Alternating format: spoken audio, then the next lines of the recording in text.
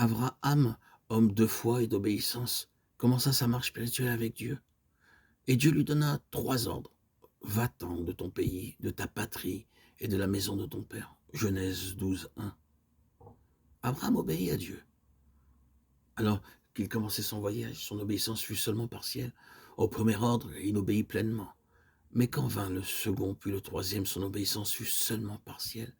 Il prit Lot et sa famille avec lui. Les relations familiales, la famille l'attachèrent.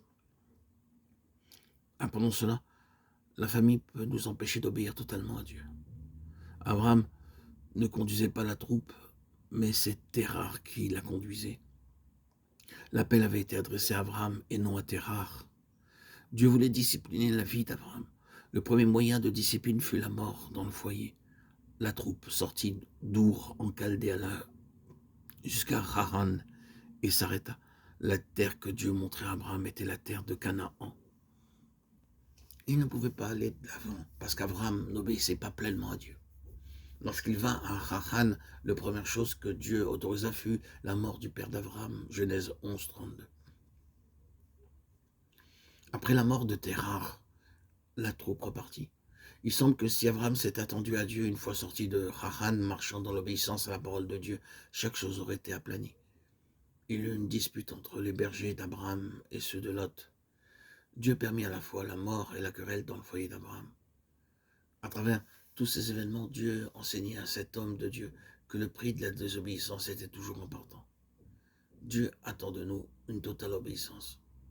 Loué soit Dieu. Abraham trouva que le but de Dieu, en le disciplinant toujours à nouveau, n'était pas de l'appauvrir, mais de l'enrichir. Nous voyons le secret de l'obéissance dans la vie d'Abraham en Genèse 22. Ce chapitre nous parle du Grand Est et sa signification centrale. Une nuit, Dieu réveilla Abraham et lui dit de prendre son fils unique, Isaac, et de lui offrir en sacrifice au lieu qu'il montrerait. Lorsque Dieu parla à Abraham, personne d'autre ne le savait. Si Abraham avait vécu dans la désobéissance à Dieu, personne n'aurait connu cela. Il aurait pu vivre sur la base d'une réputation ancienne, d'un témoignage ancien. Mais Abraham avait appris à obéir à Dieu. Tôt le matin, il prit Isaac, son fils, qu'il porta lui-même le bois. Dieu avait parlé, ses propres mains firent le travail. Quelle aurait été notre réponse si Dieu avait demandé de déposer sur l'autel notre possession la plus chère?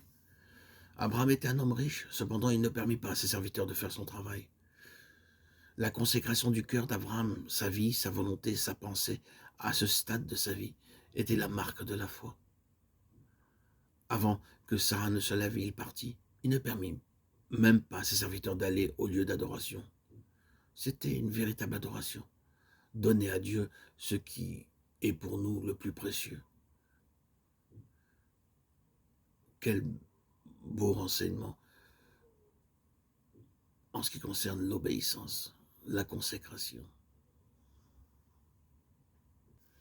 à Dieu et tout ce qui a véhiculé cet acte, c'est tout simplement sa foi en Dieu.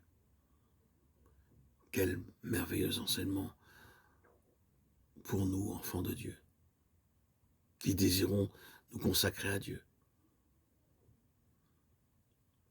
L'exemple, le modèle d'Abraham illustre bien ce qu'est la consécration, ce qu'est l'obéissance, ce qu'est une vie de foi.